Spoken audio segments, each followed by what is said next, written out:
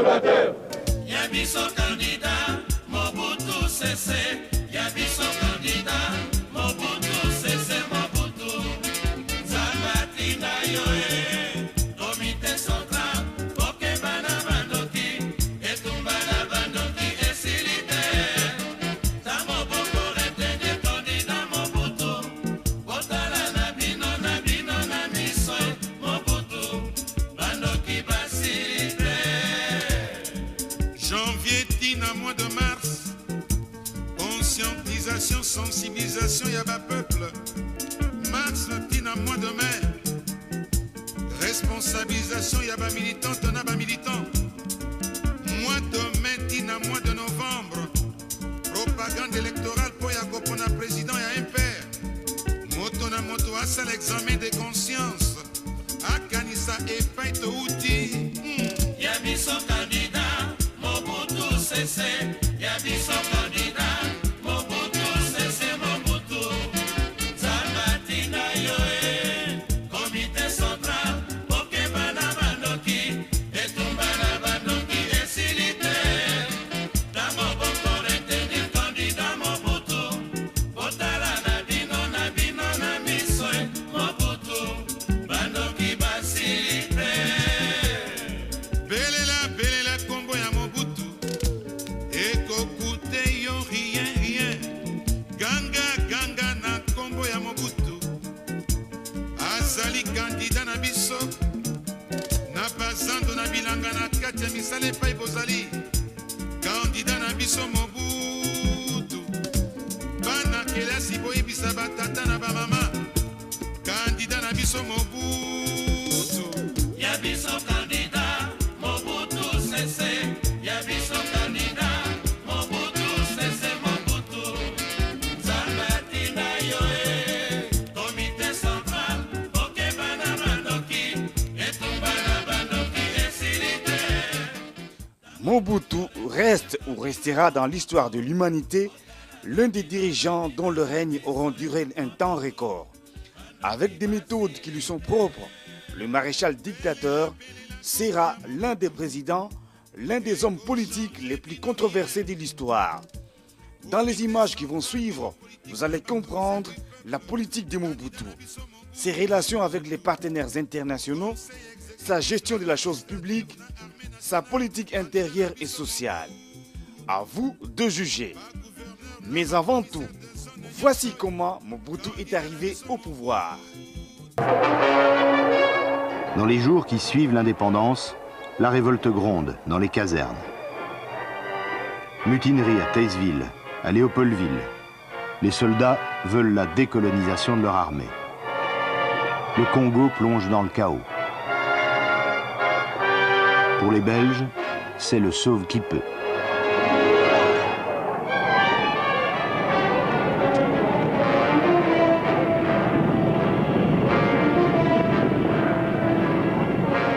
Jusqu'ici, pas un mot, pas une image de Mobutu. On va le voir pour la première fois dans ce petit film d'amateur tourné à Léopoldville pendant l'exode des Belges, qui viennent se réfugier à leur ambassade. Image furtive de Mobutu portant un bébé. À ce moment-là, Joseph Désiré Mobutu est pratiquement inconnu. Il a quitté l'armée depuis longtemps, il a tâté du journalisme, il a même séjourné en Belgique. Depuis 2 ans, il vit dans l'ombre de Lumumba, dont il est devenu le secrétaire d'État. Quelques jours plus tard, le destin de Mobutu est scellé. Il n'était presque rien, il devient presque tout. Il était civil, il redevient militaire. Il est aussitôt bombardé colonel et chef d'état-major. Enfin, un officier congolais à la force publique, qui cesse enfin d'être une troupe coloniale. Mais c'est déjà trop tard.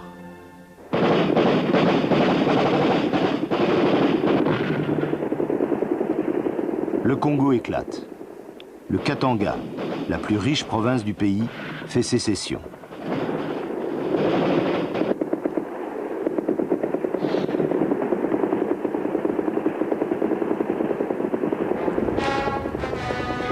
Pris de court par les mutineries et les sécessions, les autorités du nouvel État perdent le contrôle de la situation.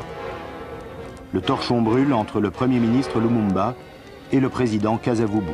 5 septembre 1960, nous avons révoqué, conformément à l'article 22 de la loi fondamentale, le Premier ministre, M. Patrice Lumumba, et certains autres ministres. Devant une situation qui devenait dangereusement explosive, le colonel Mobutu, chef d'état-major, à qui je rends hommage. L'heure de Mobutu a sonné. Le colonel neutralise Kasavubu et Lumumba et suspend la démocratie pour quelques semaines.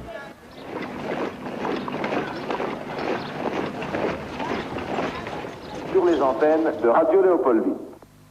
Allô, allô, chers compatriotes, ici c'est le colonel Mobutu Joseph, chef d'état-major de l'armée nationale congolaise qui vous parle de Léopoldville.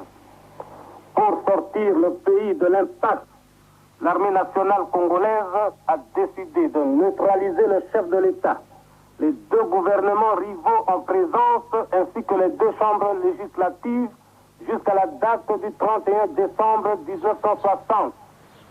Vive le Congo, vive l'armée nationale congolaise.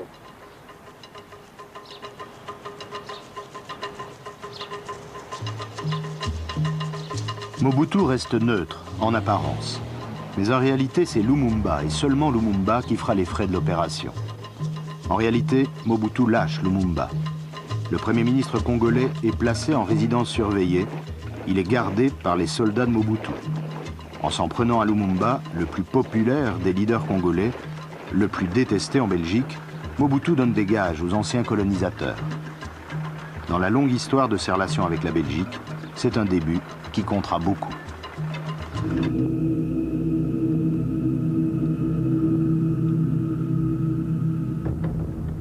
Pour Lumumba, ce sera la fin d'une carrière fulgurante et le commencement du mythe.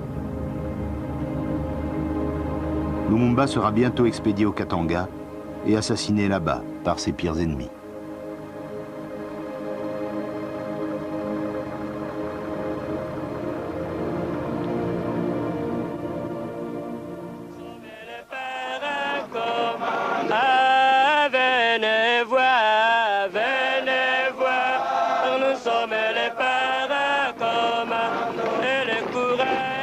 Une fois Lumumba écarté, c'est comme si Mobutu se désintéressait du jeu politique. Il préfère se consacrer à la réorganisation de l'armée, dont il devient le général en chef. Il a retenu la leçon coloniale. Il sait qu'il n'y a pas d'État fort sans armée forte. L'enjeu de la bataille, la plaine. Un pont miné suffirait à stopper l'avance de l'ANC. Mobutu lance l'attaque, il faut franchir le pont. Pendant plusieurs années, de 61 à 65, dans un Congo livré aux guerres de sécession, aux rébellions, aux crises de régime, le général Mobutu va suivre un chemin parallèle, à l'écart de la politique, mais sans jamais relâcher sa vigilance. Sans avoir l'air d'y toucher, il va soigner sa popularité, à l'intérieur et à l'extérieur du pays. Vous êtes très populaire en Belgique, vous êtes très connu, mais il y a longtemps qu'on n'a plus entendu parler du général Mobutu. Pourquoi ce long silence? C'est simple, je suis simplement rentré dans les rangs, je joue mon petit rôle de militaire. Le général Mobutu et son armée sont à l'entière disposition du gouvernement central. C'est comme n'importe quelle armée du monde. Et je n'ai plus de rôle politique à jouer au Congo, c'est tout. Mais c'est par méfiance ou par dégoût de la politique? Surtout par dégoût de la politique.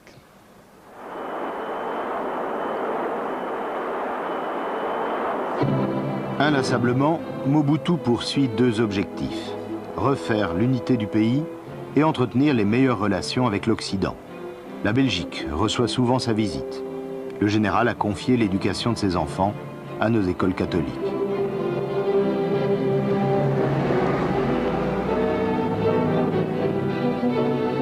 Il vient régulièrement à Bruxelles, saluer ses collègues militaires.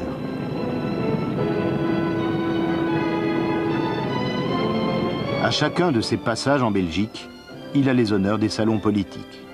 on se bouscule pour serrer cette main si rassurante.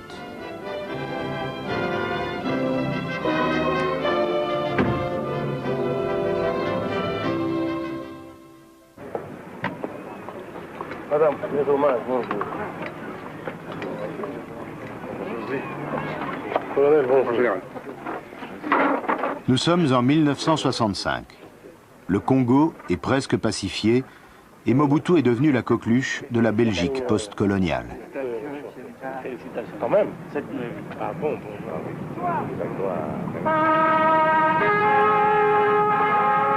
En novembre 65, à Léopoldville, une cérémonie rassemble toute la bonne société de la capitale. Le général Mobutu en est le héros. Le président Kasavubu va l'élever au grade de lieutenant général.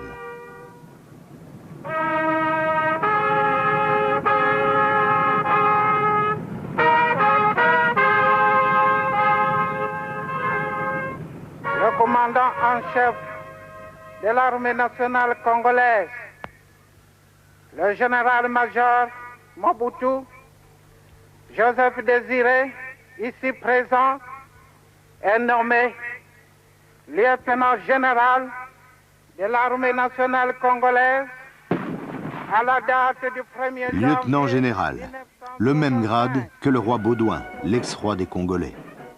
Un grade de chef d'État en quelque sorte.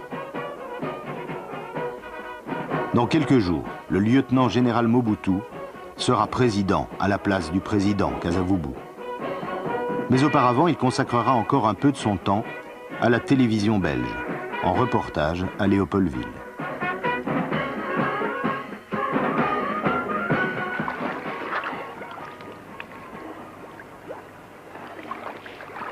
Voilà donc au petit matin du 18 novembre, le général Mobutu, nageant tout exprès pour la télévision, dirait-on, parfaitement décontracté, à 6 jours de son coup d'État.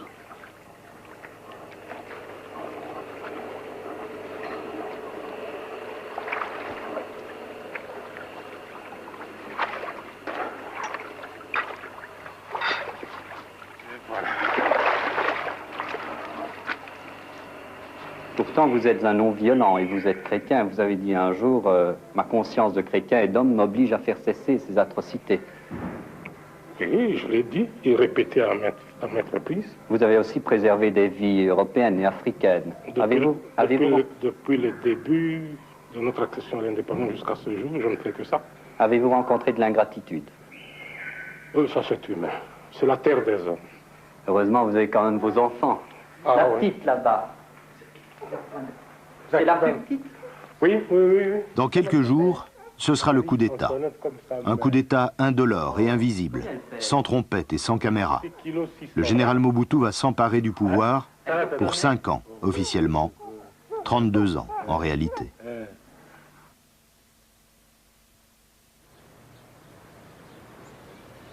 À Léopoldville, c'est le calme plat. La statue équestre de Léopold II n'a pas bougé depuis 5 ans. Elle entretient le mythe du Congo belge et le mythe reprend vigueur avec le changement de régime.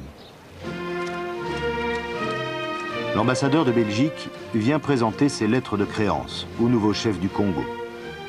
En Belgique, l'avènement de Mobutu est salué comme une bonne nouvelle.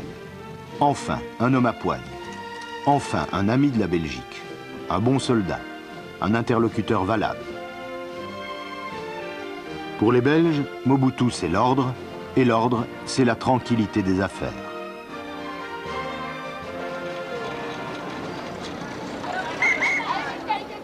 Aux yeux de certains, c'est presque le retour au bon vieux temps. Le coup d'État est ressenti comme une restauration.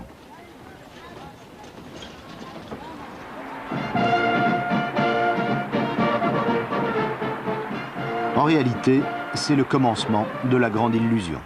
Mobutu a bien observé les Belges. Il sait les caresser dans le sens du poil, mais il n'en pense pas moins. Désormais, avec la Belgique, c'est lui qui mènera la danse.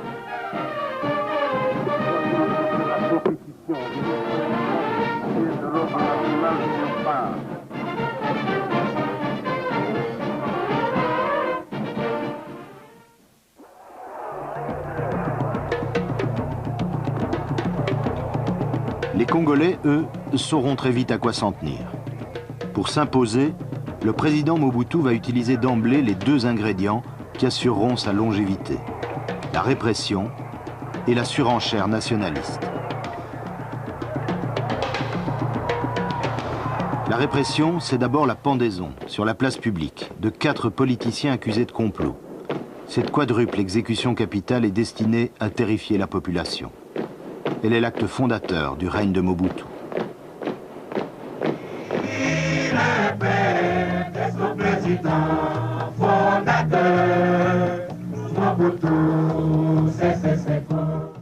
Mais tout d'abord, comment faut-il vous appeler maintenant?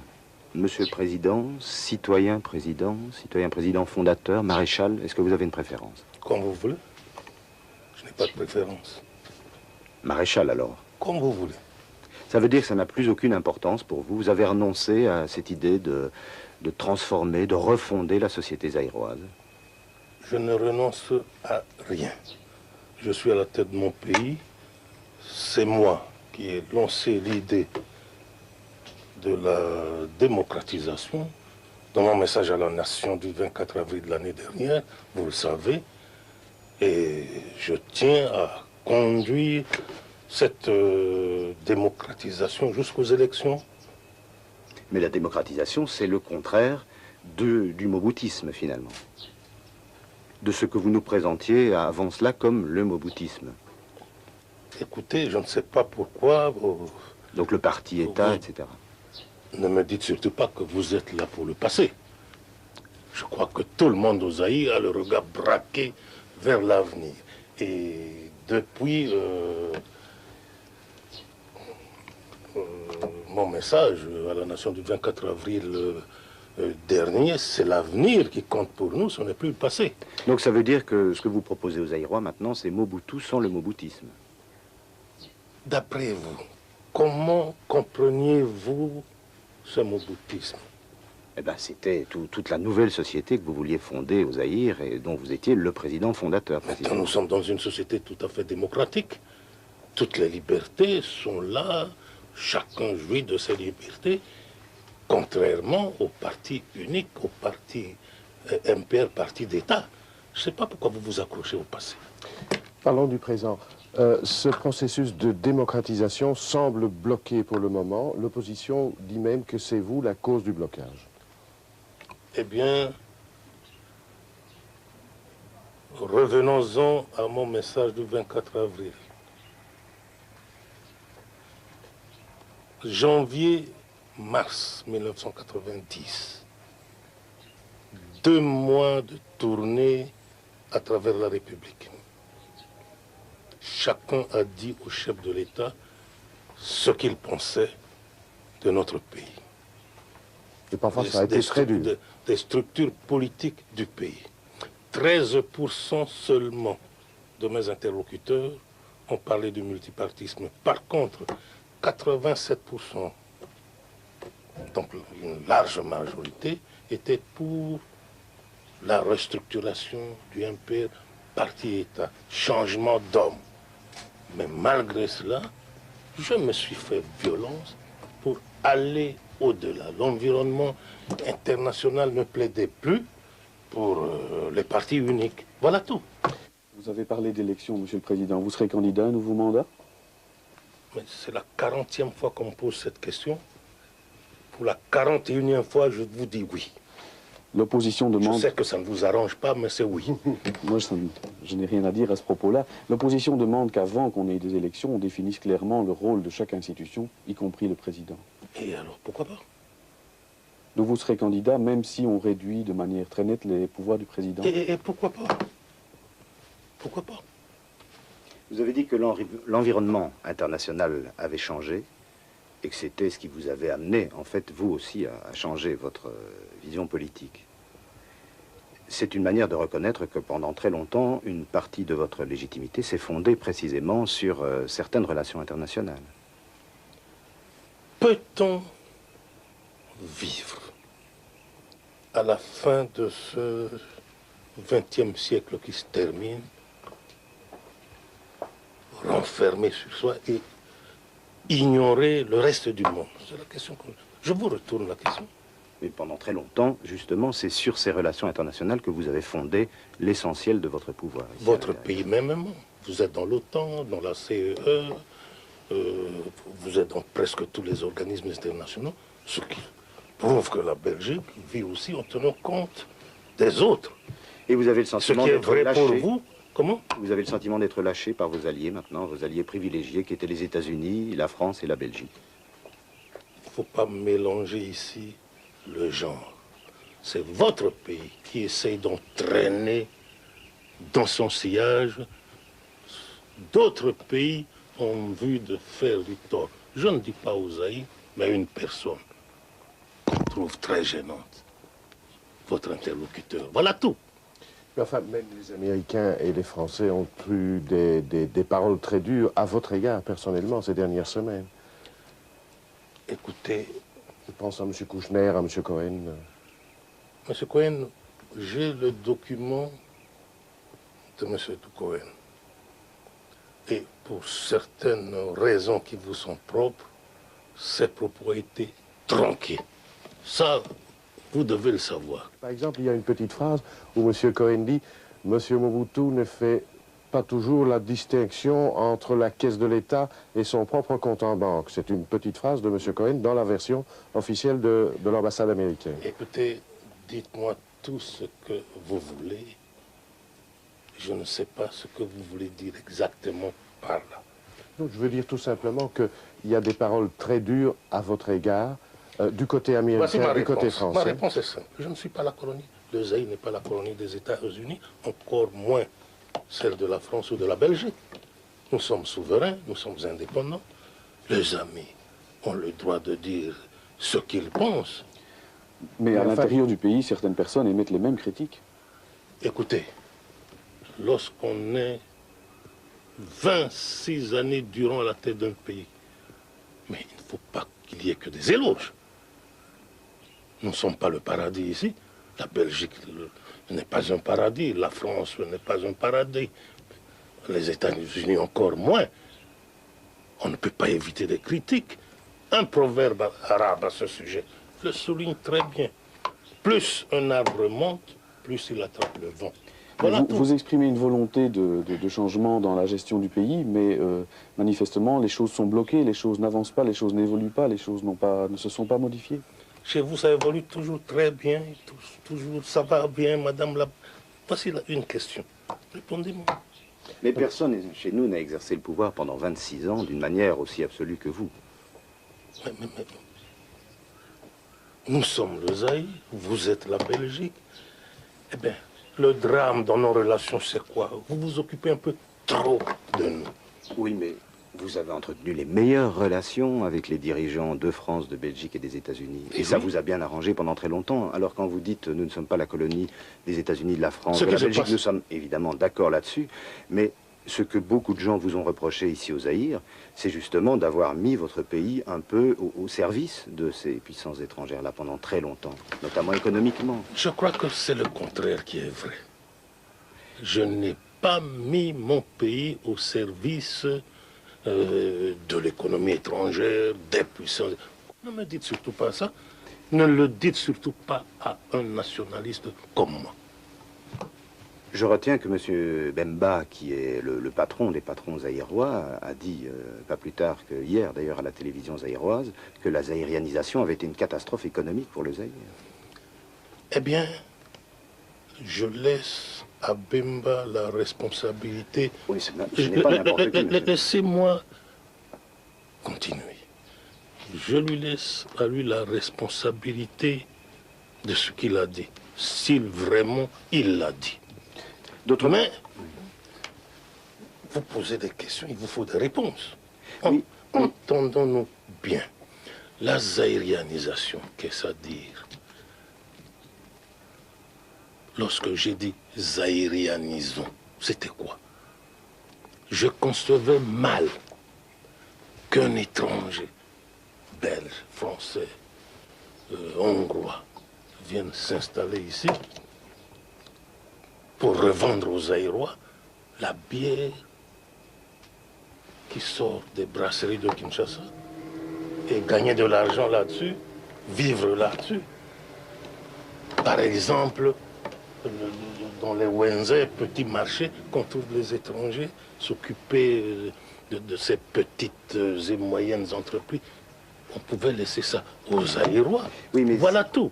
C'est ce qui se fait chez vous. Oui, le problème, c'est que l'argent a continué à fuir le Zaïre et à aller à l'étranger. Voilà ce qui s'est passé concrètement. Et je vous rappelle que la délégation zaïroise qui est venue en Belgique il y a 2 ans pour la clarification disait cela. Disait en fait, les relations entre la Belgique et le Zaïre profitent davantage à la Belgique qu'au Zaïre. Ce qui était vrai d'une certaine manière. Ce dont il ne parlait pas, c'est des Zaïrois qui profitaient en passant de cet échange inégal. Cela existe, M. Bastin, partout. Partout. Allez, je ne veux pas, je suis astreint de devoirs de réserve, je ne peux pas mentionner des pays ici. C'est partout. La fuite des capitaux existe même chez vous. Ça existe en France, ça existe aux Zaïre, ça existe partout. Tant que le monde restera le monde, il y aura toujours cette fuite de capitaux. Ce n'est pas la morale en politique. Ce n'est pas propre aux Zaïre. Comment allez-vous faire pour empêcher qu'un commerçant de chez vous aille, disons, du côté de la Côte d'Azur, déposer son argent Ça se fait, vous le savez. Mais le bilan économique, pour le moment, est assez négatif tout de même. L'économie zaïroise ne se porte pas bien, vous devez l'avouer, non? Qu'est-ce que cela fait un nationaliste comme vous, justement, de voir le pays qui s'est effondré? Mais je suis le premier à le reconnaître. Nous traversons une période très difficile et l'économie, c'est le reflet de cette situation très compliquée, très difficile que nous traversons. Je ne peux pas vous dire le contraire. Et quelles en sont les causes profondes, d'après vous? Comment? Quelles en sont les causes profondes? Mais les causes profondes, c'est la gestion. Écoutez, entre nous, faisons un distinguo entre certaines questions qui appellent des réponses précises. Ne me donnez pas l'impression que je suis là pour me justifier pour la presse belge, pour l'opinion belge. Je crois que... Non, mais vous avez rarement poussé l'autocritique aussi loin. Alors, tant qu'à faire, il y a des gens qui vous désignent évidemment, et ça paraît assez logique après 26 ans de pouvoir, comme le principal responsable. Vous étiez le chef pendant très longtemps. Eh bien, le chef pendant 26 ans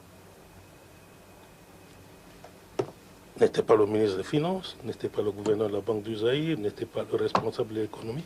Il avait des collaborateurs. Mais je ne vous dis pas ici que c'est pas moi, c'est eux. Un chef, c'est toujours une équipe. Maintenant, vous semblez me dire que vous admirez ceux qui aujourd'hui disent c'est pas nous, c'est pas moi, c'est lui. C'est pas une façon de dire, c'était nous. Ça fait longtemps qu'on entend cette critique. Hein.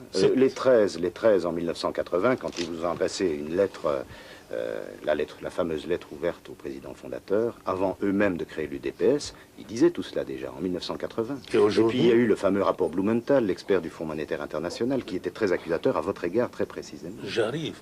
Blumenthal, sa fameuse lettre, ses fameuses critiques, mais c'était pour pousser un collaborateur zaïrois qui a rédigé avec lui ce document. Figurez-vous aussi que j'ai contre-attaqué, mais très durement, et ça a fait aussi du tort à M. Blumenthal, fonctionnaire international du Fonds monétaire international, qui s'est permis de s'associer à un Zaïrois pour faire du tort, pour porter atteinte à l'honneur d'un chef d'État, membre dans le pays et membre du Fonds monétaire international.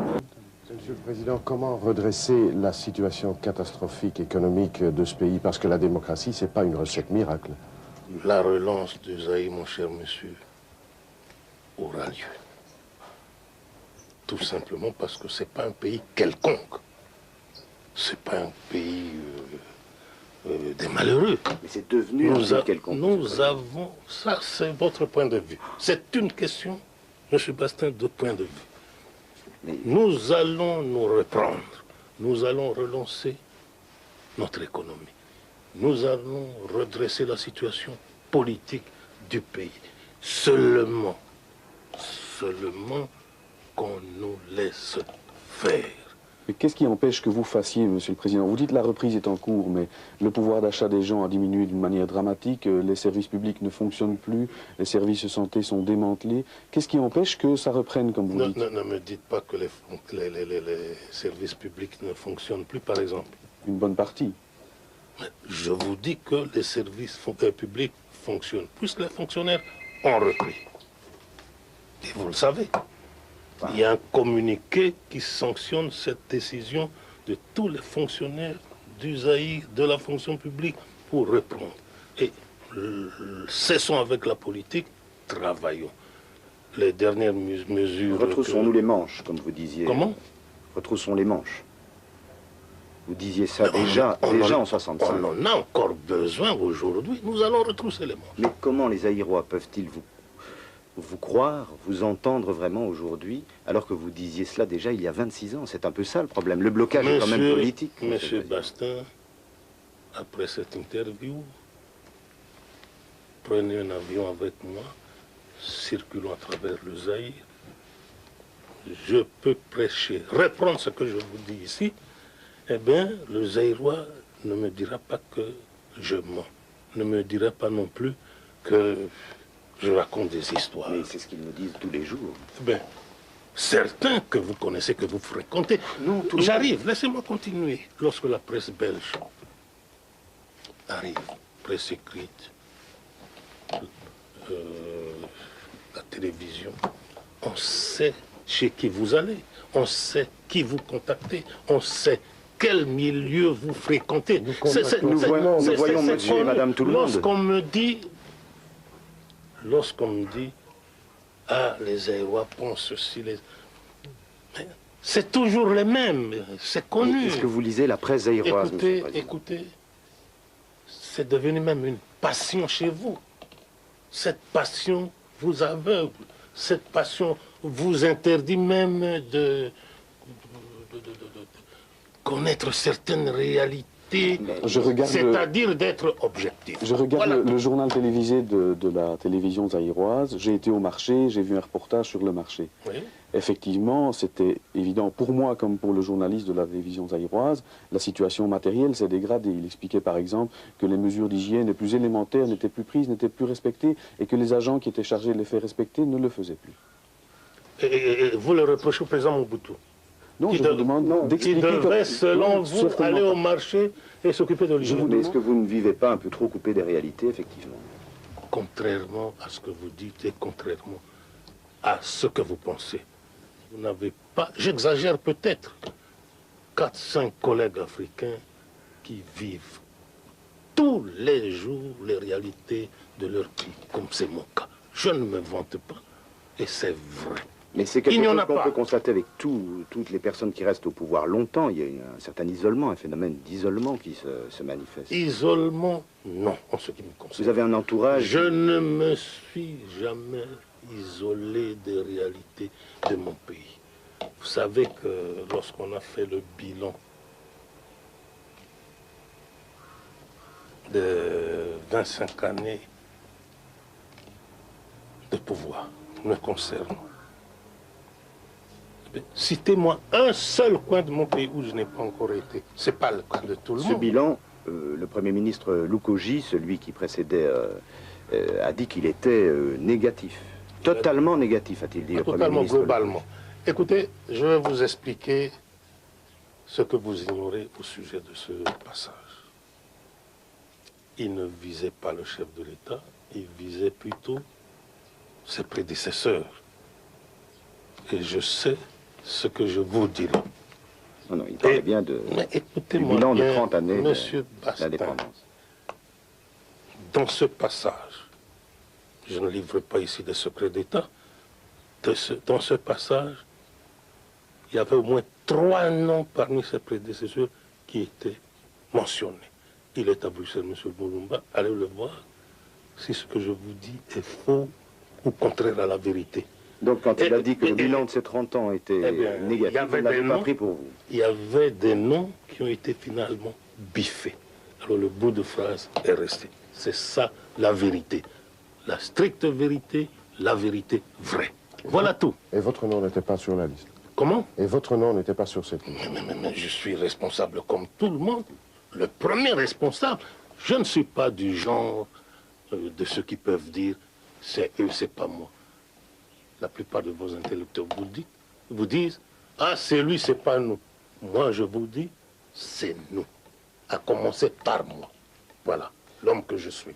Oui. Mais vous dites que la presse belge s'acharne à vous critiquer personnellement. Mais est-ce que vous lisez la presse zaïroise? Alors là, la presse belge est vraiment une presse d'enfants à côté de ça. Mais c'est pour vous dire que cette presse est vraiment libre. Mais est-ce que vous la lisez, Monsieur le Président? Comment? Est-ce que vous la lisez vraiment? Écoutez, je ne ris pas de vous. C'est cette question qui me fait sourire, mais je dois être franc avec vous. Je ne la lis pas. Pourquoi? Pour des raisons qui me sont propres. Parce que vous seriez blessé? Au contraire. Bien au contraire. Vous préférez la Libre Belgique le soir à Umoja, à la référence, au phare? Non, je lis pas mal de journaux africains. Je suis abonné, mes services sont abonnés à toute cette presse qui arrive d'Europe, des États-Unis, traduit même la presse flamande, traduite à mon intention et tout.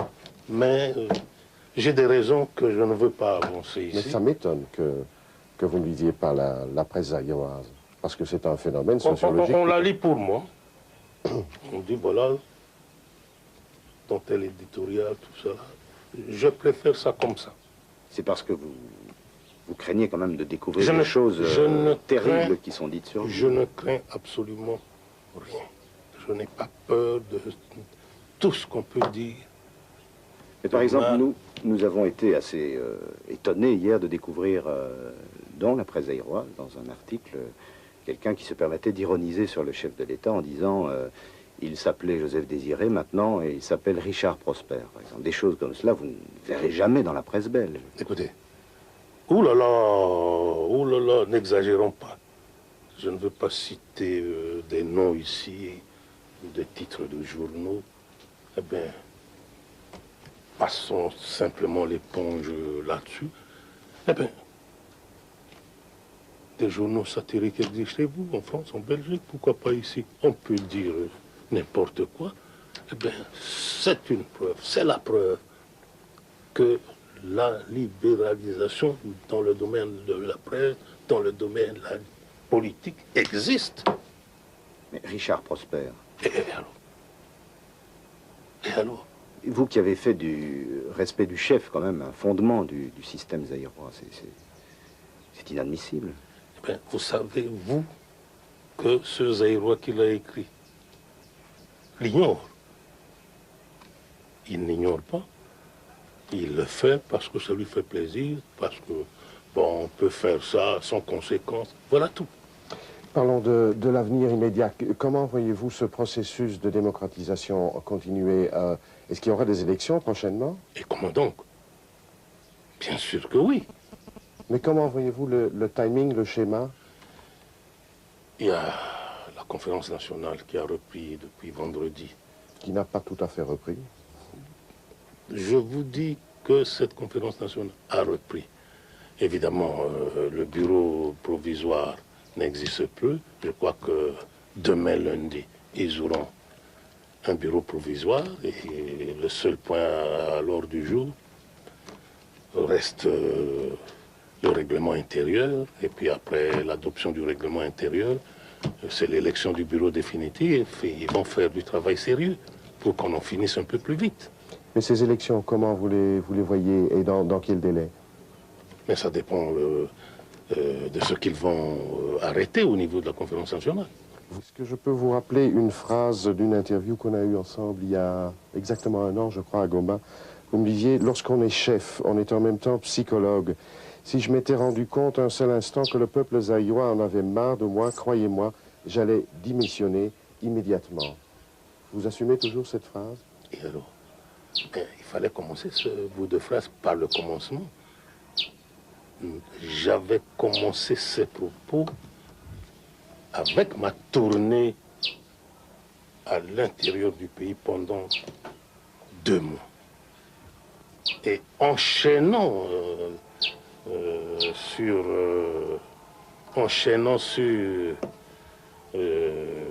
cette tournée, je vous ai dit que pendant ces 2 mois de tournée, si je m'étais rendu compte un seul instant, parce qu'un chef doit être psychologue, il doit lire dans les visages de ceux qui le rencontrent, de ceux qui lui parlent, s'ils sont encore avec lui ou pas. C'est ce que je vous dis. Et je maintiens ces propos dans leur intégralité. Depuis lors, il n'y a pas eu un instant... Je fais toujours, moi, mon cher ami, la part des choses entre le peuple, voilà, qui chante là, qui sait que, parce qu'on voit le drapeau présidentiel, il est à bord.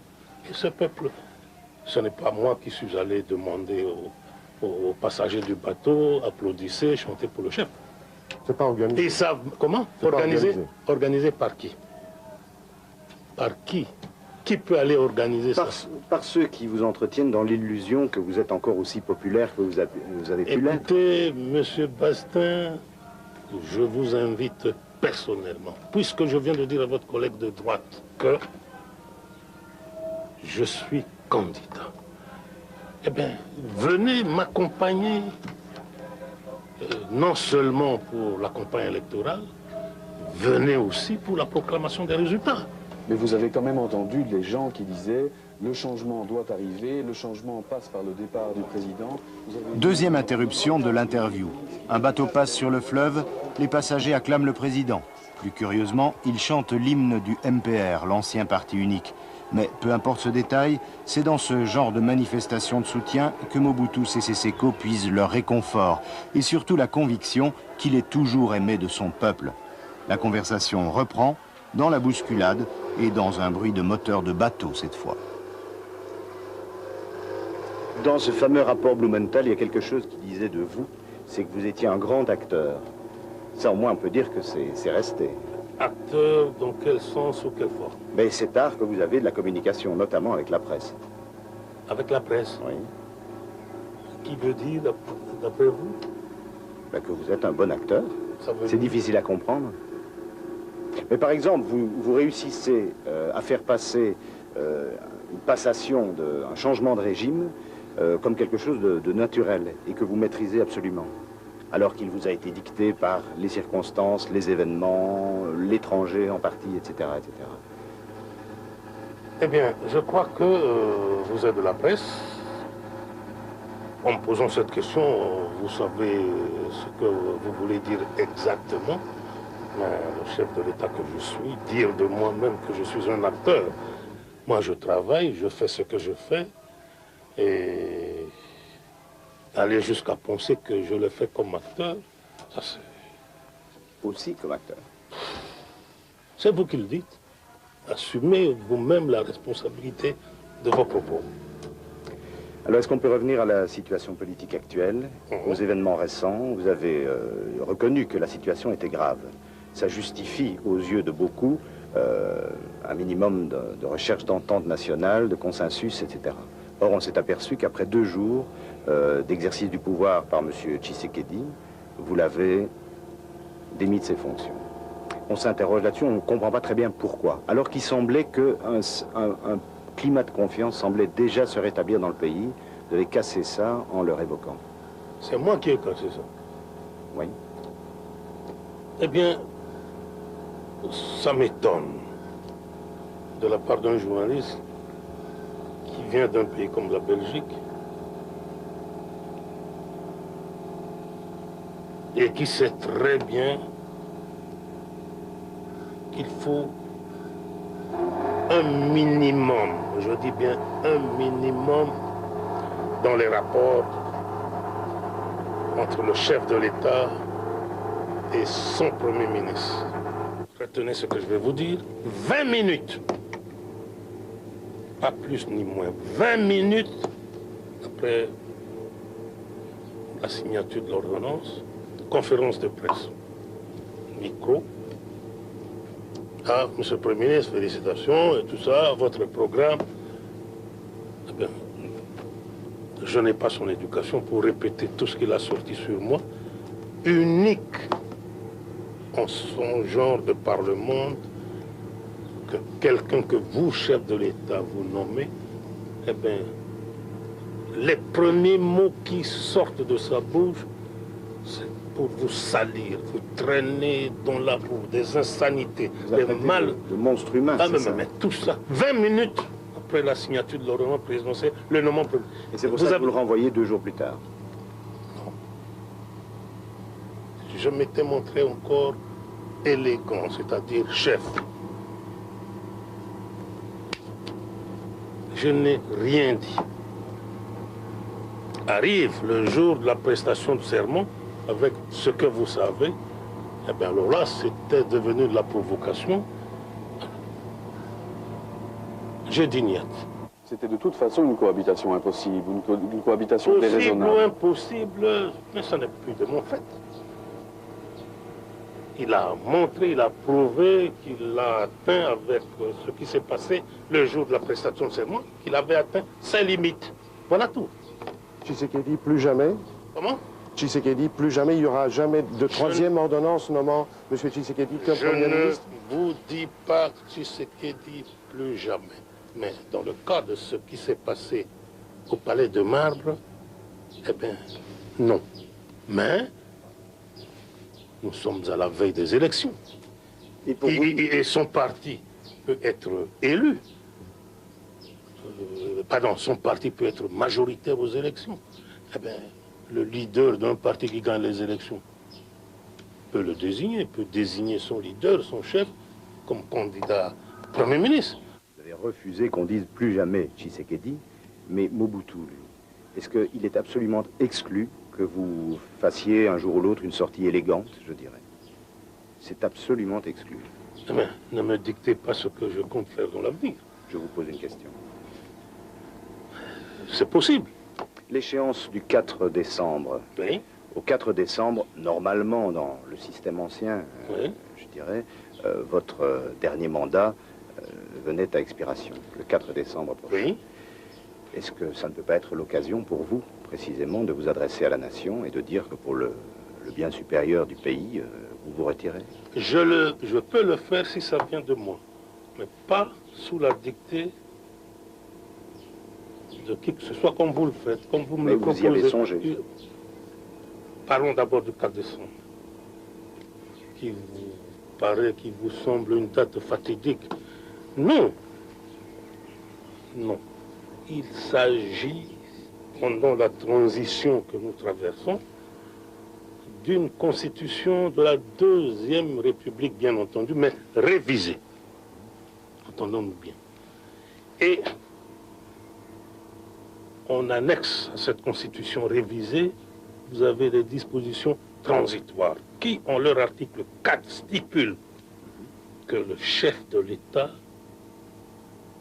en fonction, reste en fonction jusqu'à l'élection de son successeur. C'est clair.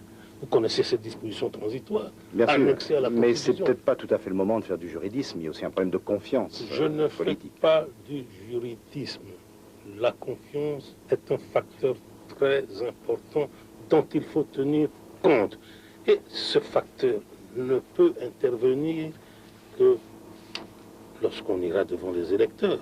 Ce n'est pas à moi ni à vous de prédire ce qui va arriver. Voilà. Donc, le paradoxe étonnant quand même de ce processus de démocratisation qui est en cours, c'est que ça prolonge votre présidence d'une manière indéfinie. Eh bien, ce n'est pas à cause de moi. S'il s'agissait que de moi, on serait déjà loin. Loin, loin, loin, loin. Ces dernières semaines, vous avez subi des pressions énormes du côté de Français, Belges et États-Unis pour quitter la présidence? Écoutez, mon cher ami, j'ai ma conception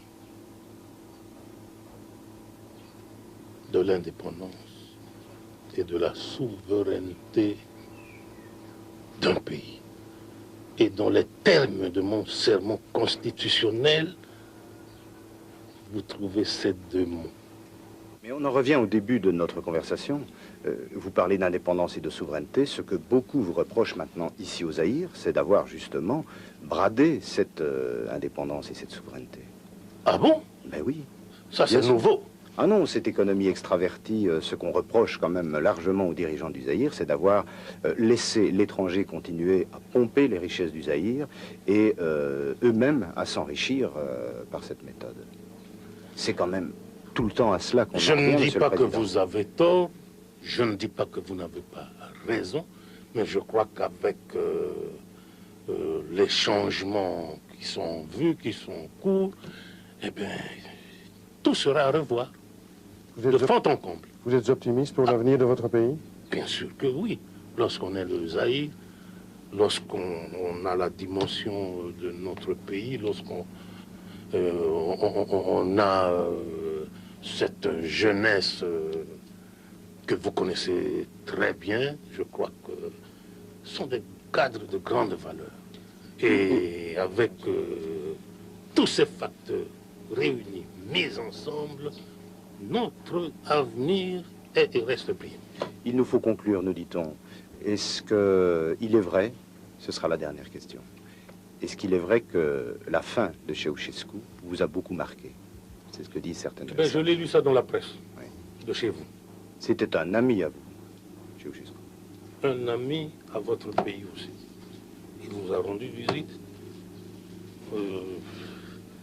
presque à tous les niveaux de la hiérarchie politique de votre pays.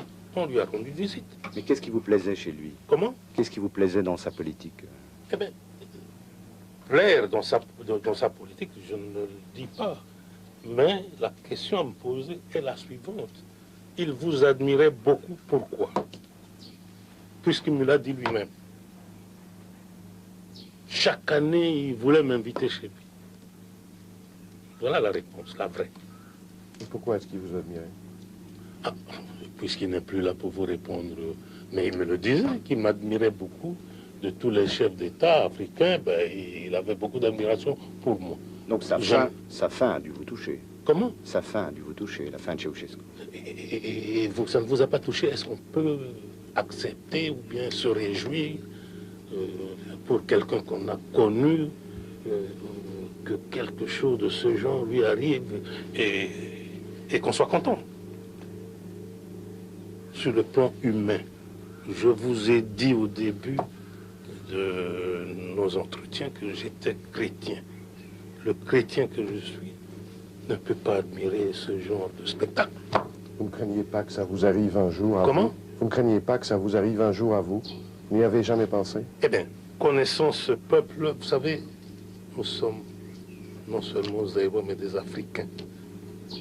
Eh bien, l'Africain, même si nous en sommes à l'heure qu'il est, dans le cas de la démocratie, on peut dire, écrire n'importe quoi, eh bien, on arrivait à faire d'un chef, je ne dis pas chef de l'État, président de la République, d'un chef,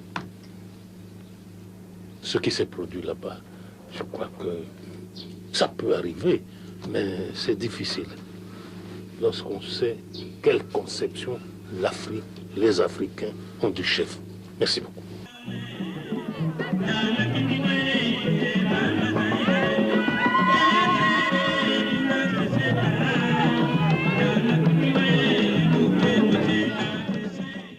On a tout fait pour m'éliminer de la scène internationale.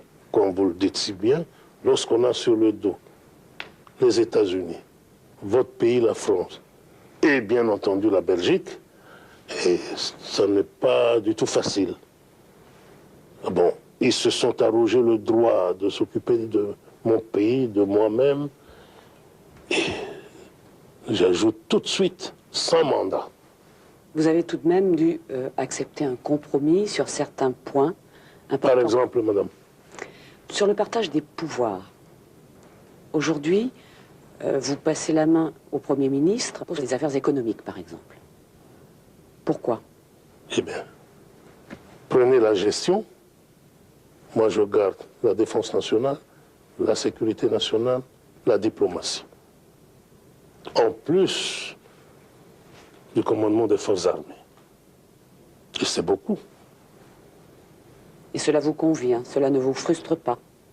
Bien au contraire, puisque c'est moi qui ai suggéré tout cela. Faux. L'homme qui a imposé ce compromis s'appelle Jacques Foccart.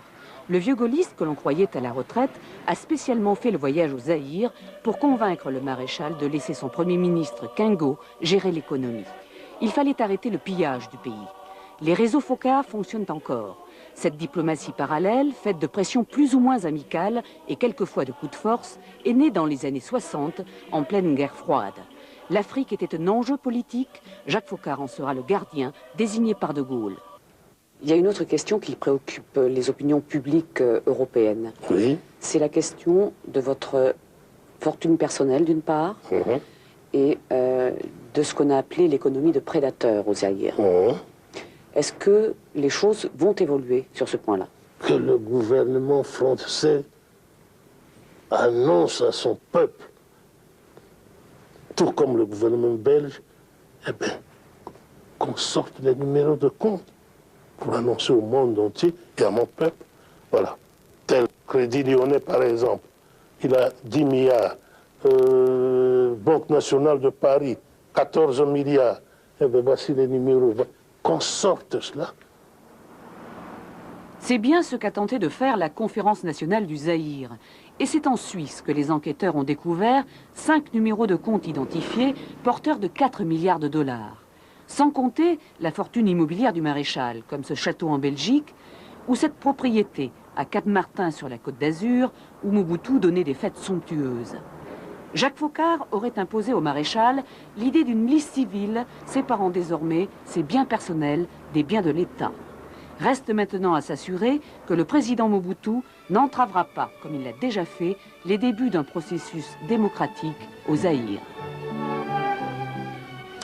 Vous savez, madame, si ce peuple n'était pas derrière moi, tout ce qui m'est arrivé là, on disait n'importe quoi, on écrivait n'importe quoi, et jusqu'à aller chanter au Congrès des États-Unis, le peuple n'en veut plus. Votre programme, il doit partir. Moi, j'ai dit non, je ne pars pas comme ça. Je me maintiens à mon poste jusqu'aux élections. Et on verra.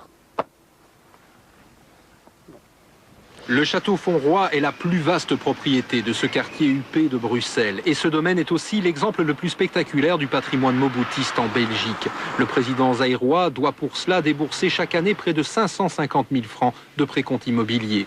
À 2 pas de là, la résidence officielle du maréchal pèse, elle, 250 000 francs de précompte. Et il y en a d'autres. Une dizaine d'immeubles en Belgique appartiennent ainsi directement au président Mobutu. Sa fortune personnelle a été estimée par le Financial Times à 140 milliards de francs belges, une fortune qui s'est fortement dégraissée depuis les années 80, jusqu'à quel point, difficile de l'estimer. Avec la vingtaine de propriétés clairement identifiées à l'étranger, comme la célèbre Villa Del Mar au Cap-Martin, lieu d'une récente convalescence, le maréchal Mobutu détient ainsi un capital immobilier évalué au minimum à 1,3 milliard de nos francs. Mais pour Mobutu, l'immobilier reste finalement accessoire. Actuellement, Mobutu rencontre des problèmes de liquidité, lui qui a puisé sa fortune dans de nombreuses poches, selon le Financial Times. La puissante Gécamine, par exemple, a été contrainte en 78 de verser le fruit de ses exportations sur un compte présidentiel. Or, ces 25 dernières années, le Zaïre a exporté pour plus de 350 milliards de francs belges et a reçu des Occidentaux une quantité d'aides et de prêts en tout genre pour une valeur estimée à près de 300 milliards de francs belges. À ce sujet, Léo Tindemans a confié au Financial Times qu'une politique plus sévère aurait dû être appliquée envers le Zaïre sous le contrôle du FMI et de la Banque mondiale. L'argent était envoyé au Zaïre alors que tout le monde savait qu'il ne serait jamais employé à la modernisation du pays.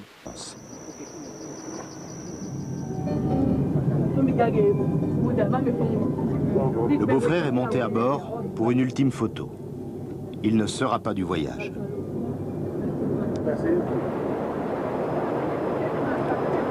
7 heures de vol avant de retrouver la France.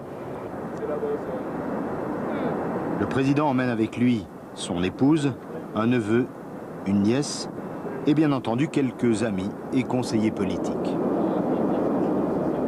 Au total, une vingtaine de personnes.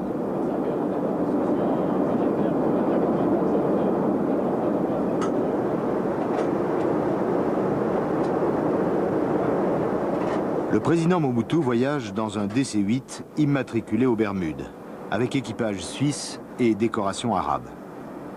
C'est un avion de location qui a appartenu au cheikh Zaki Yamani, le ministre saoudien du pétrole.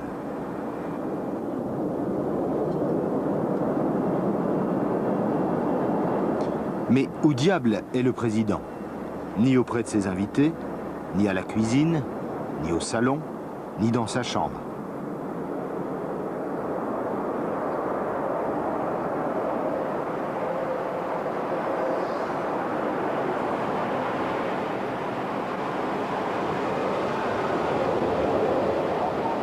Il est ici, tout simplement, dans le poste de pilotage.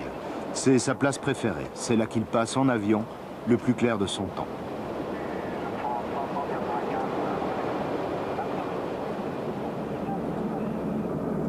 À l'arrière, la famille et la suite présidentielle se reposent. Il y a là le ministre de la Coopération, le chef de cabinet adjoint du président et plusieurs conseillers. Il y a surtout un grand absent, M. Voundouawe, le chef de cabinet du président. M. Voundouawe est indésirable en France. On le soupçonne des pires trafics. Les Français ont demandé discrètement au maréchal de le laisser au pays. Sitôt dit, sitôt fait, l'essentiel pour Mobutu, c'est de ne plus être lui-même indésirable en France. Pour vous, ce retour en France est une sorte de revanche? Je n'ai pas de revanche à mener comme qui que ce soit. Ceux qui ont mené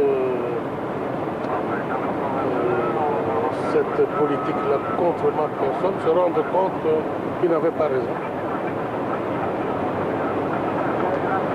C'était en clair, disons, du néocolonialisme. C'est tout. Et les sommets franco-africains, ça n'a pas quelques relents de néocolonialisme parfois? Je ne crois pas. Je ne crois pas parce que je trouve que dans tout ce qui est préoccupation des pays africains, la France est toujours en tête. Vous voyez ce qui s'est passé dernièrement au Fonds monétaire international. Parmi toutes les puissances qui étaient là, je crois que c'est la France qui a pris position en faveur des Africains. Il faut en tenir compte. Voilà. Et on vous prie d'aller vous asseoir. Merci.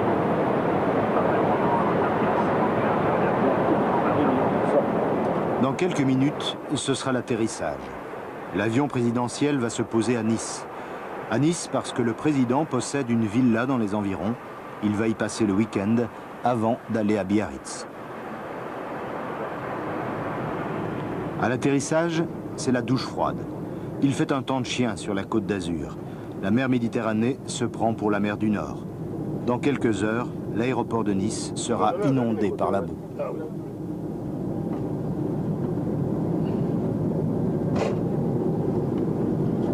C'est à cause de vous que tout ceci est arrivé. Hein? Tempête, à cause de vous. Il y avait des Belges à bord. Des Belges, madame. Oui. Ah, vous le saviez? Oui. C'est ça? À cause d'eux? Non. Alors, bon séjour. À la prochaine, madame. Au revoir, monsieur le président. C'est pour l'accueil. Au revoir, madame. Merci beaucoup. Bon voyage.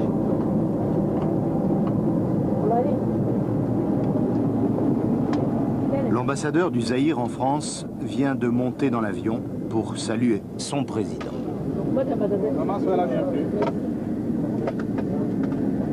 Son président, soyez la bienvenue. Vous avez fait un bon voyage, son président. Le président Mobutu avait sans doute rêvé accueil plus chaleureux. Mais cela n'est rien. À côté de la douche écossaise qui va tomber sur la suite présidentielle, laissée en rade dans un hall de l'aéroport pour cause d'intempéries. Pour tromper leur attente, les neveux du président et les journalistes de la Voix du Zaïre achètent les journaux français. C'est le choc des mots et des photos. Mobutu, un faux monnayeur au sommet de Biarritz, c'est à la une de Libération. Et à l'intérieur, 2 pleines pages, accusant Mobutu de tromper son monde et de continuer à détourner l'argent de l'État. À l'appui de ces accusations, Libération reproduit des documents signés Mobutu Sese Seko Kukunbendu Wazabangu.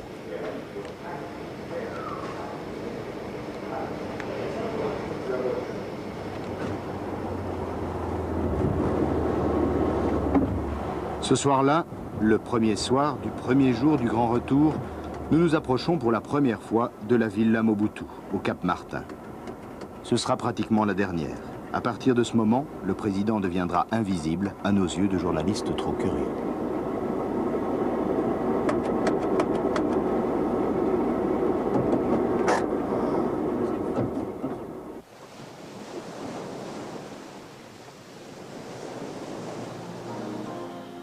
Ce dimanche, le président est en famille, retranché du monde, isolé dans sa villa au milieu des pins, avec vue imprenable sur la mer, comme dirait le maréchal. Dès son arrivée, les parents du président se sont précipités. Le patriarche a été submergé par les affaires de famille. Les curieux sont tenus à l'écart, défense d'approcher. Il faut dire qu'en France, les familiers de Mobutu ont été traumatisés par une émission télévisée insistant lourdement sur la richesse du maréchal.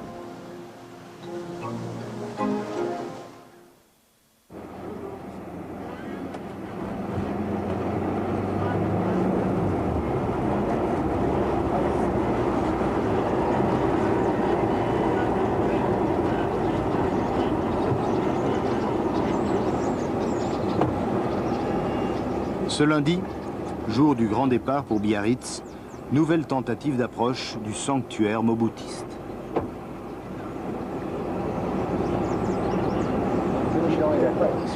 Il n'est pas d'accord, parce qu'il ne m'a pas dit. S'il me dit, je vous laisse. Il l'a dit au chef du protocole et il l'a dit tout à l'heure. Il n'a pas dit. Ne filmez pas. On verra quand il sortira, on lui demandera. S'il sort, vous filmez, vous allez voir, moi je ne vais pas. On demandera au président, Halte là, on ne filme pas. Le président sort, vous filmez, moi je vous arrache là. Depuis qu'on est en France, le président est devenu inaccessible. On est ici sur le territoire de l'ambassadeur du Zaïre en France et l'ambassadeur a décidé que la villa de Cap Martin était tabou. Une bien belle villa pourtant. Sur l'aéroport de Nice-Côte d'Azur, l'avion personnel du président. Au pied de l'avion, on retrouve l'ambassadeur. Il ne quittera plus le président durant tout son séjour en France. La famille reste à Nice, seul le fils du maréchal l'accompagnera jusqu'à Biarritz.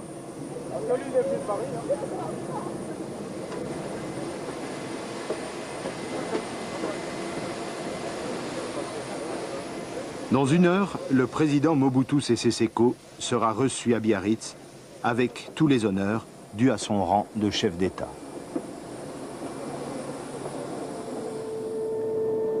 Tout le monde est entassé dans l'avion présidentiel. Conseillers, ministres, ambassadeurs, médecins, gardes du corps et bien sûr le colonel aide de camp du président.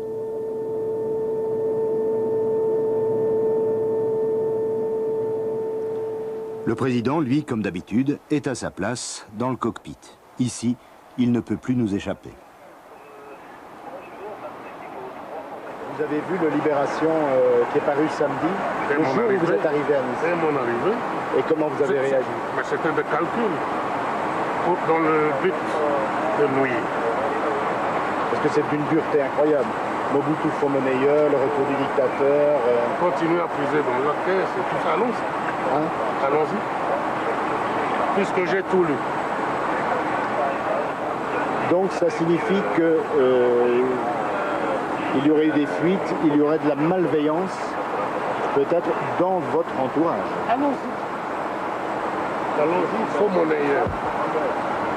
Ensuite, continuez à puiser dans la caisse. Allons-y. Moi j'ai eu aussi un peu ce sentiment, je dois vous avouer, qu'il y a dans votre entourage des tiraillements, des contradictions. Vous n'avez plus affaire à l'entourage, mais au chef lui-même. Pourquoi votre chef de cabinet ne vous accompagne pas dans ce voyage ici? Il m'avait accompagné en Chine. Et au retour, il y a tellement de documents, pas de choses à mettre au point au cabinet que c'est son adjoint qui est là. Ça, c'est la version diplomatique. Non, pourquoi? Parce que je crois savoir qu'il il n'était pas nécessairement le bienvenu ici en France. Pourquoi? Je ne sais pas pourquoi. Ça, c'est votre version à vous. C'est à vous à me l'expliquer. Mais parce que, notamment, on dit qu'il serait une des personnalités zaïroises impliquées, effectivement, dans certains trafics. Si ce que vous me dites est vrai, alors que je n'ai pas connaissance de tout cela, la justice peut faire son affaire. Voilà. Et ça apparaît de votre part comme une sorte de désaveu, le fait qu'il ne soit pas venu avec vous. Ah non, pourquoi? Mon conseiller spécial n'était pas du voyage, mais il sera en France. Banda? Oui, il était resté. Et il sera là, à Biarritz. Oui? Et alors? Ah, parce que lui aussi figurait sur la liste des, je dirais, des indésirables. Vous en savez un peu trop par rapport à moi. Finalement, le conseiller spécial du président, M. Nganda, ne sera pas à Biarritz. Comme quoi, il arrive que les journalistes soient mieux informés que les présidents. À chaque occasion, quand on s'est vu ces derniers jours, vous êtes revenu tout le temps d'une manière assez ironique sur les Belges, la Belgique, etc. J'aimerais bien qu'on vide une fois Moulangia Pembe, que vous disiez vraiment tout ce que vous avez à dire là-dessus. Monsieur Bastin, laissons de côté les boutades, les blagues. Lorsqu'on causait, j'ai cette habitude de lancer des boutades. J'ai l'impression que c'est significatif quand même, ça. Non, non, non, non. Eh bien, vous allez me croire ou vous n'allez pas me croire. C'est à vous à tirer la conclusion en ce qui vous concerne. Pour ma part, je ne suis pas né rancunier. Je crois que le moment est venu de mettre fin à tout ce qui nous a divisés dans le passé. Belges et Zaïrois. Il est plus que temps d'y mettre fin, mais d'une manière définitive. Mais c'est pas la première fois qu'on dit ça. Eh bien, je ne dis pas, il ne faut pas dire on, c'est moi qui le dis. Ce n'est pas la première fois que vous le dites. Eh bien, que ce soit la millième fois, eh bien, pour moi, il est temps d'y mettre fin. Ça profite à qui? Entre nous deux, à personne. Voilà. Oui, mais en même temps, je crois que vous êtes extrêmement sensible à la critique, susceptible, et que, quand même, finalement, le passé colonial pèse lourd là-dedans. Écoutez... Ça n'a pas dû être facile tous les jours pour vous d'être un jeune Congolais dans un Congo belge. Je n'entre pas, moi, dans les détails. Mais ça pèse lourd. Oh. Jusqu'ici, ça a profité à qui? À personne. J'insiste là-dessus. Et n'essayons plus de remuer dans le passé qui a fait quoi. Non. Il faut en finir. Et l'homme qui s'adresse à vous, qui vous parle, eh bien, il peut, oui, engager son pays dans cette voie, dans cette nouvelle voie où on met un trait, une croix sur le passé. Le passé est évidemment le grand problème du maréchal. Passé colonial et passé moboutiste. Mais comment se débarrasser du passé? En assistant au sommet franco-africain? À ce genre de sommet, c'est précisément le passé qui vous saute aux yeux.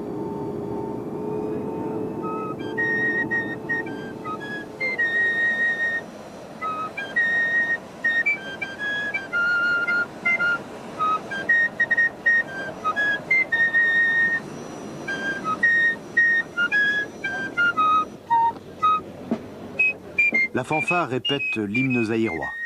Mais ce n'est pas pour l'hymne zaïrois que Mobutu est venu à Biarritz.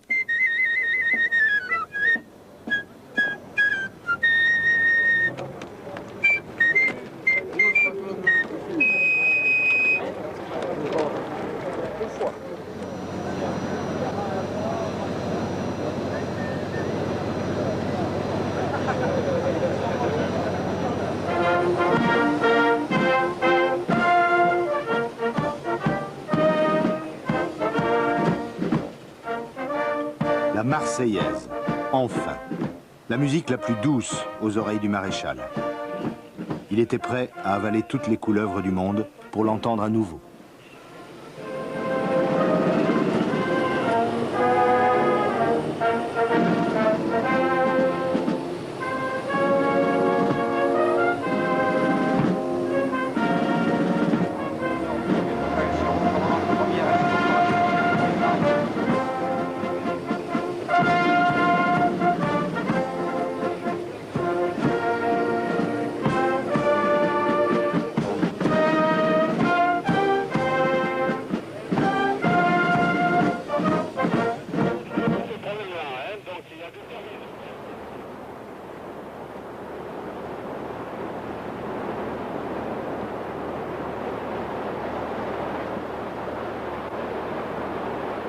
Le passé, ce fameux passé dont Mobutu voudrait faire table rase, le passé est partout à Biarritz. Il est dans l'architecture surannée de cette vieille cité balnéaire. Il est dans toutes les têtes.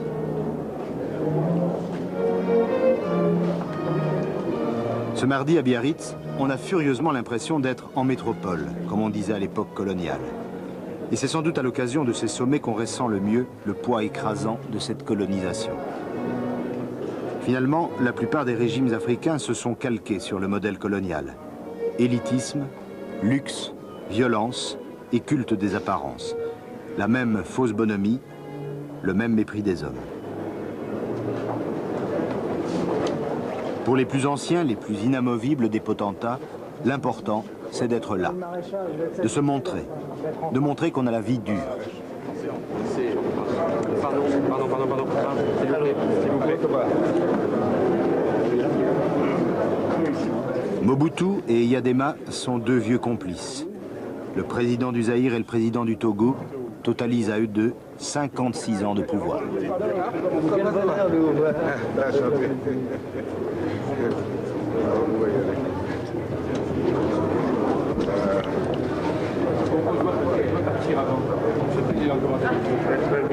Alors, je vous ai... À Biarritz, le président Mobutu s'est appliqué à se tenir le plus près possible du président Mitterrand. Le protocole français veillera à ce qu'il y ait toujours entre eux un autre chef d'État. Le passage, messieurs, s'il vous plaît, messieurs. S'il vous plaît, messieurs. S'il vous plaît, messieurs. S'il vous plaît, messieurs. Merci, messieurs.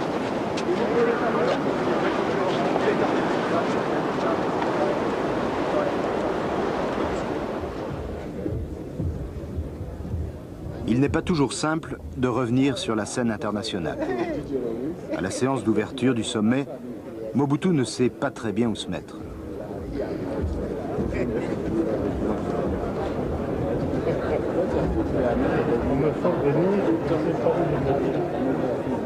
Ils me font venir et je ne sais pas où je me trouve, murmure le président.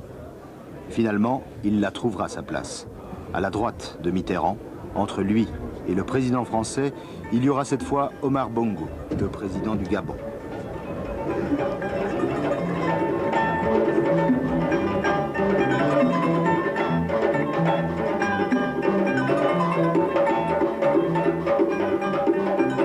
L'hôtel du Palais, où logent les chefs d'État, est le vrai théâtre de ce sommet franco-africain.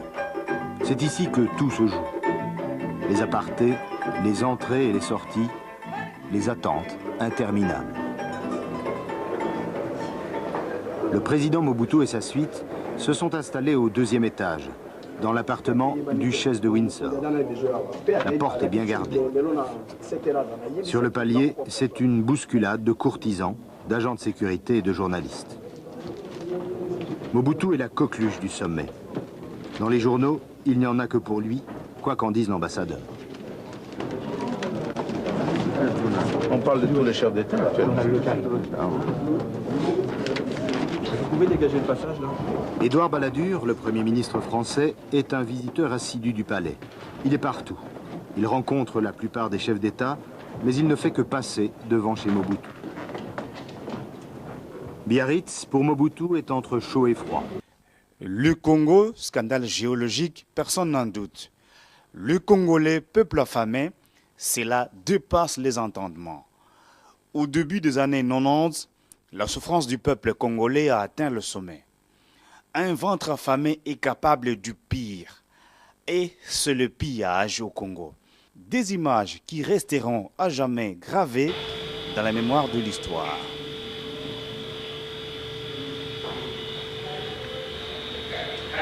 Lundi 23 septembre, quelque part dans Kinshasa.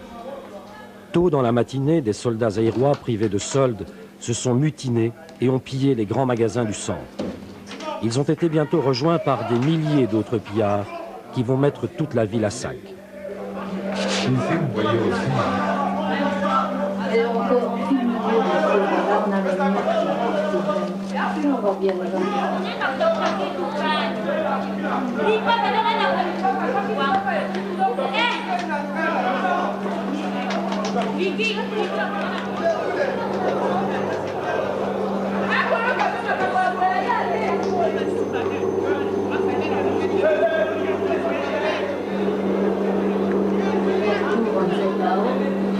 Interdit.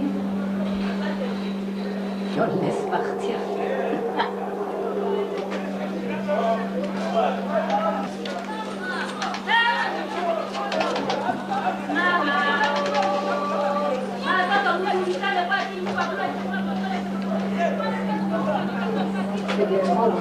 Ici, vous voyez aussi avec son paquet, il vient pour essayer d'intercepter les paquets des autres. Et maintenant, il est déjà l'empêche d'intervenir. Lundi soir, les familles d'Européens regroupées dans leur maison veillent et cherchent à obtenir un maximum d'informations. Après le calme précaire de l'après-midi, pillages et tirs d'armes automatiques ont repris pendant la nuit.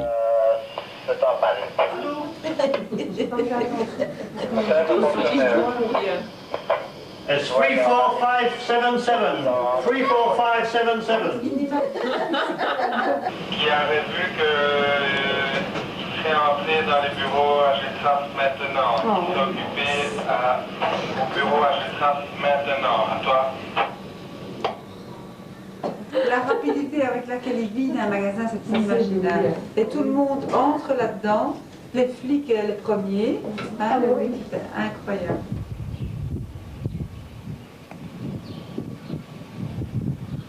Mardi matin, 24 septembre, alors que l'on apprend que les gouvernements belges et français envoient des troupes pour protéger l'évacuation de leurs ressortissants, les expatriés de Kinshasa se rassemblent pour se diriger vers leurs ambassades ou directement vers le quai d'embarquement sur le fleuve.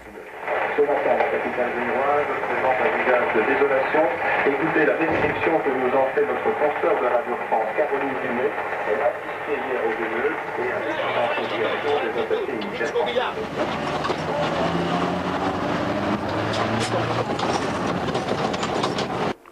Depuis hier, lundi 23 septembre 1991, la ville de Kinshasa vit une situation d'agitation jamais observée dans la capitale depuis l'accession de notre pays à l'indépendance.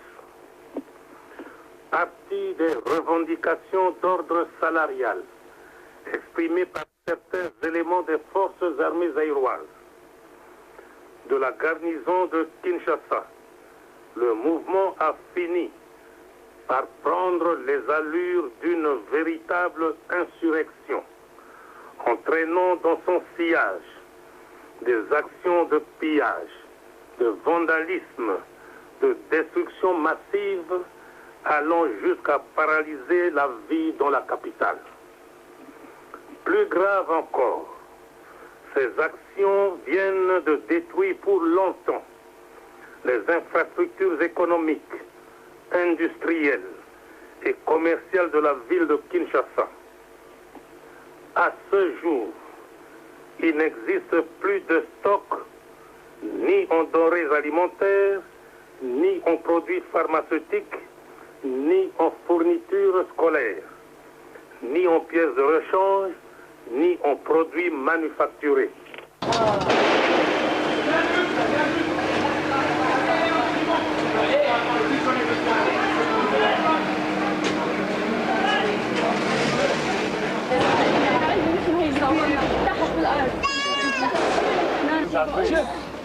On les lance, ça va. On regarde la sécurité. Bon, on se calme maintenant. Est-ce qu'il y a des gens? Non, on va au bout. Ah, ok. Vous n'avez rien prévu, vous n'avez rien fait. Moi je suis barricadé dans ma maison, je reçois une balle là, on me tire dessus. Bande d'incapables, bande de cons.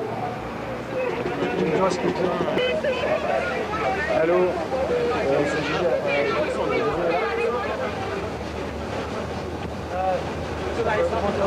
Dans la matinée de mardi, les premiers parachutistes français débarquent et prennent rapidement le contrôle de tous les points stratégiques. Peu ou pas de combat, mais une victime, vous allez le voir, un para-français tué par balle. Soyez les bienvenus.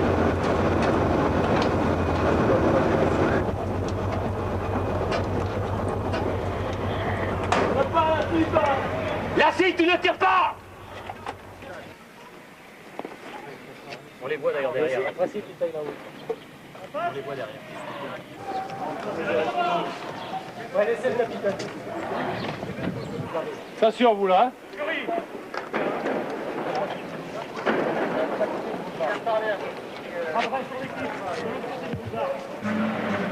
Et les Américains encore derrière. La pompe di Coloniato. Filme-moi une canne de cadette. Voiture qui arrive. Attention! Attention là-bas, le mec.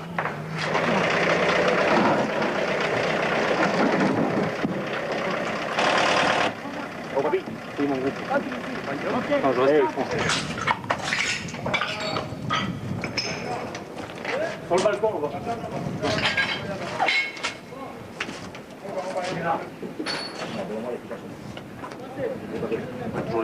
Bon, c'est bon? Bon, s'ils pouvaient prendre ma campagne. Les gendarmes vont à la recherche de Belges isolés dans leur quartier pour les récupérer.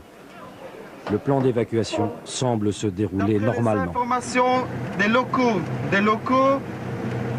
les personnes auraient été évacuées par les paras français. Les personnes...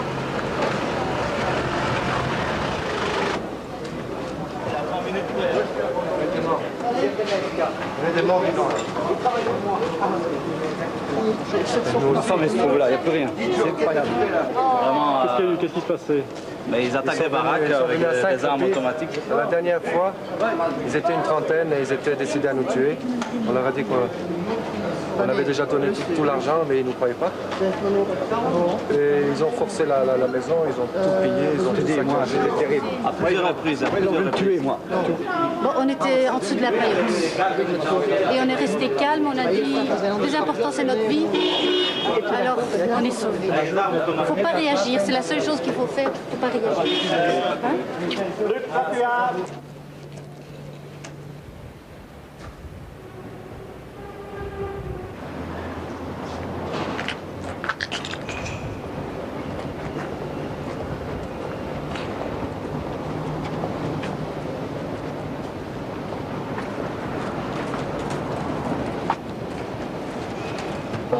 Eh bien, c'est simple.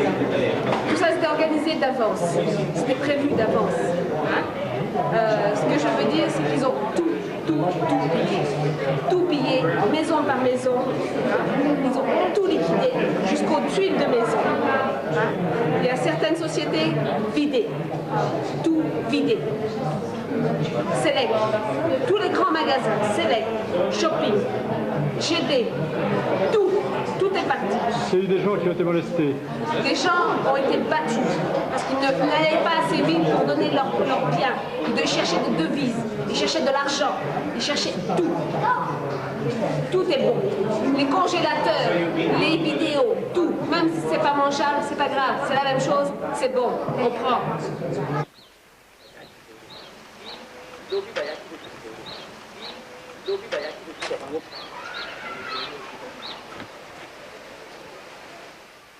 Filmer ma guide comme ça, on va remettre un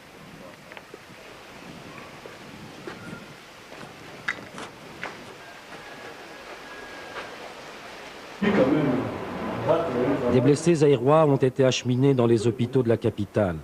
Selon la section belge de Médecins sans frontières sur place, ils seraient plusieurs centaines.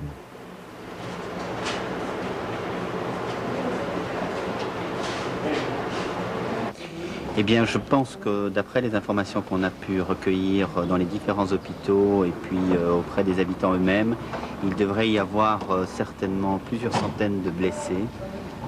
Les hôpitaux eux-mêmes en ont accueilli probablement 2 à 300. Beaucoup de gens sont encore isolés chez eux, sans moyen de transport. Et nous allons d'ailleurs essayer d'organiser un service d'ambulance pour que ces gens puissent atteindre les hôpitaux. Alors la situation dans les hôpitaux est elle-même véritablement catastrophique. Les moyens, ces hôpitaux manquent de tout en général. Les patients, les malades sont traités avec les moyens du bord.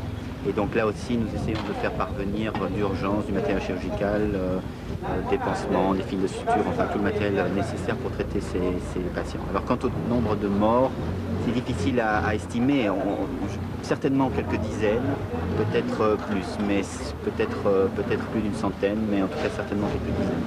Des civils, des militaires, des Zaïrois, des Français, des étrangers? Eh bien, bon, essentiellement des Zaïrois, alors des civils et des militaires, hein, c'est très mélangé. Il y a à la fois les deux qui se retrouvent dans les services d'urgence des hôpitaux. Il y a eu beaucoup de morts et de blessés par balle. Il y a eu aussi beaucoup de morts par électrocution au moment des pillages, beaucoup de civils, d'enfants qui se sont électrocutés. Et voilà donc un peu le bilan général qu'on peut faire maintenant.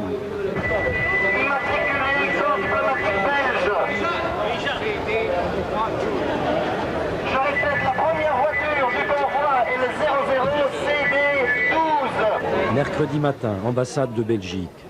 Sous la protection des para-français, un premier convoi est organisé pour embarquer vers Brazzaville.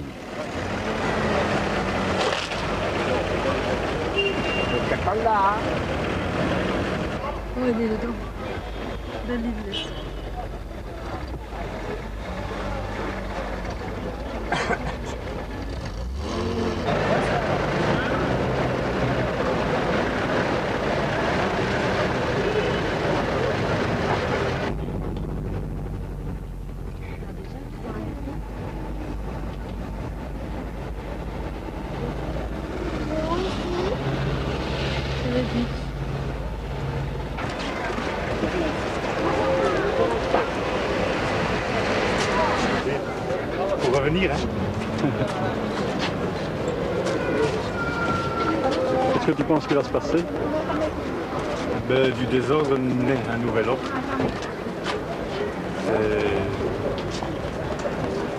Il doit repartir à zéro, mais il y aura autre chose.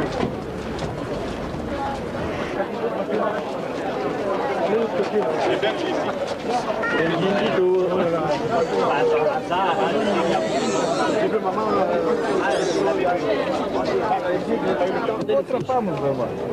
Le passeport.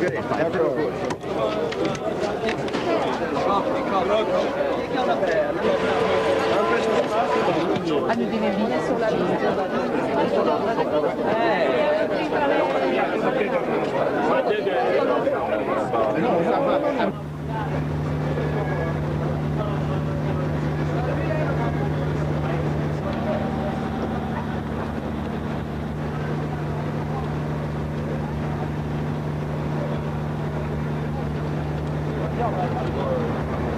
Ja, lieve Leute. Ja. Allez, s'il vous plaît, un peu en plus.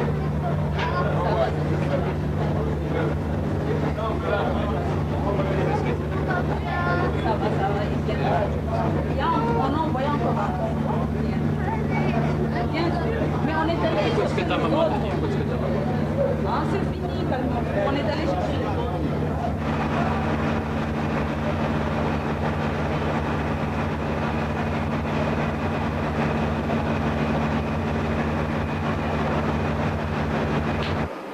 Ce soir, ces premiers rescapés sont rentrés chez eux, en Belgique et en France. Dans Kinshasa dévasté, des enfants ramassent les miettes du pillage.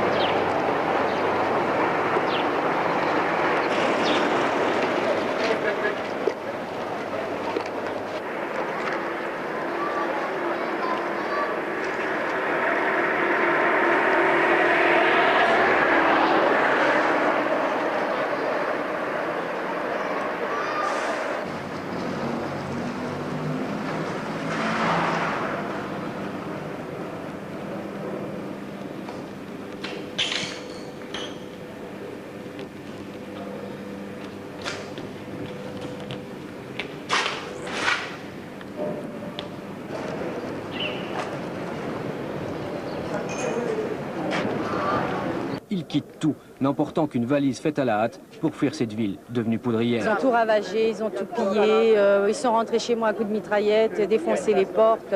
On a eu très très peur. C'est du jamais vu. Jamais, même les gens qui sont là depuis 1960, avant l'indépendance, il ne s'est jamais passé une chose pareille. On a tiré ce matin encore? Oui, bien sûr, et ça continue encore. Dans certains quartiers, ça repart. Partout où l'armée n'est plus, disons pour faire évacuer les gens, ça recommence, ça continue, ils vont tout raser. Je sais pas, ça brûle là-bas ce qu'ils font, j'en sais rien. En 2 traversées, cette nuit et cet après-midi, ce sont 700 personnes, des femmes et des enfants pour la plupart, qui ont ainsi quitté Kinshasa. Dès leur descente de bateau cet après-midi, ils ont fait place à une nouvelle compagnie de 150 militaires français. Ceux-ci ont rejoint à Kinshasa les 450 soldats français et belges qui assurent la sécurité des Européens candidats au rapatriement. Mais pour les réfugiés, ce qui compte à présent, c'est l'avion qui va les ramener chez eux. Nous sommes dans la cité de Kinshasa, dans la parcelle d'une famille quinoise moyenne. Les parents, une dizaine d'enfants et déjà quelques petits-enfants. Pour faire vivre la famille, un seul salaire, 300 000 zaïrs, soit environ 750 francs belges par mois. C'est la maman qui s'occupe de nous. Hein. Comme on ne travaille pas, on n'a pas de possibilités. Alors on dépend de la maman. Quand elle trouve quelque chose, elle nous donne à manger. On voit à cette heure-ci, on n'a pas encore mangé, il faudra attendre. Bon, quand on en a, on essaie un peu de manger. Et de toutes les façons, on a trouvé une stratégie, on mange une fois par jour, ça va. En tout cas, au début, quand on était encore des enfants, c'était bien. Et maintenant, quand on avait atteint 15 ans, 16 ans, 18 ans, ça commençait à s'empirer. Et maintenant, c'est difficile. Le seul luxe que peuvent encore se payer les Quinois, c'est l'insouciance. Comme ces enfants, heureux de leurs vacances prolongées, ils ne vont plus à l'école. La rentrée des classes est trop chère cette année.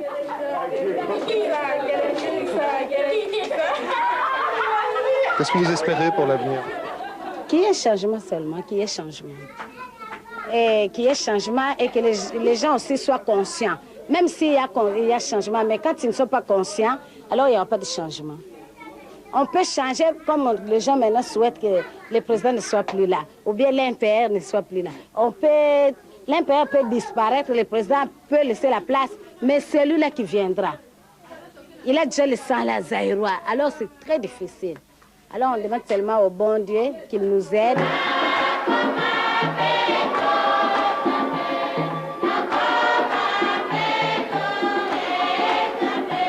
Dans ce contexte de crise, le sentiment religieux s'est singulièrement développé ces derniers mois. Ici, dans la paroisse Saint-François de Ketembo, l'une des zones populaires de Kinshasa, un bon millier de fidèles se rassemblent chaque dimanche pour prier et chanter leur espoir en un monde meilleur.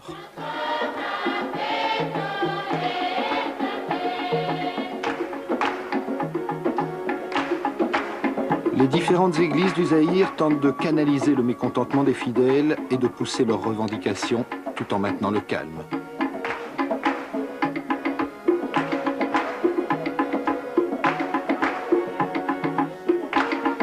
Le peuple est confronté à l'ignorance. Surtout, il y en a qui ne savent pas exactement ce que c'est la démocratie. Il y en a qui croient que la démocratie, c'est arriver à la violence, à piller, à faire n'importe quoi.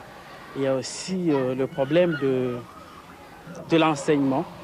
Actuellement, comme vous le savez, les universités pratiquement sont fermées. Même nos enfants, les élèves n'étudient pas dans de bonnes conditions. La jeunesse d'aujourd'hui, c'est l'avenir de demain. Nous risquons de former des délinquants qui peuvent amener le pays dans une situation désastreuse. Image d'un enseignement en décomposition, d'un pays dont l'avenir semble s'assombrir de jour en jour. Cette école était autrefois l'un des fleurons de l'enseignement zaïrois. C'est ici que l'actuel Premier ministre a fait ses études primaires.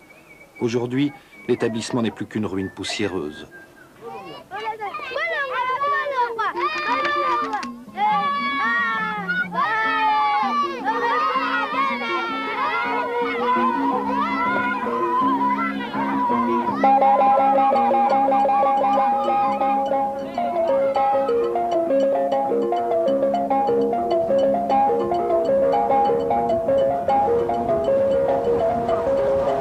travers tout le Zaïre, la crise omniprésente.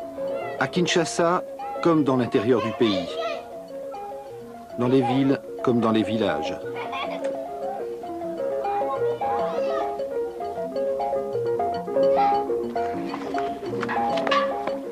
Partout et par tous, c'est la même rengaine. Les plaintes de ce chef coutumier du Bas-Zaïre sont sensiblement pareilles aux lamentations des Kinois.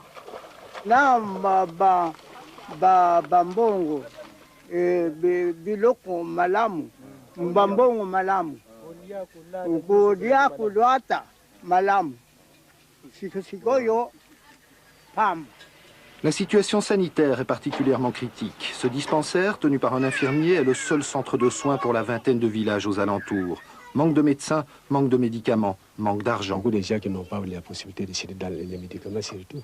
Ils ne peuvent pas se soigner parce qu'il manque l'argent. Comment ils peuvent se soigner? Au dispensaire, partout, on demande l'argent avant d'être soigné. S'il n'a pas l'argent, il n'y a pas moyen de se faire soigner. S'il a l'argent, il paye ça. S'il n'en a pas, il passe se débrouiller pour avoir l'argent.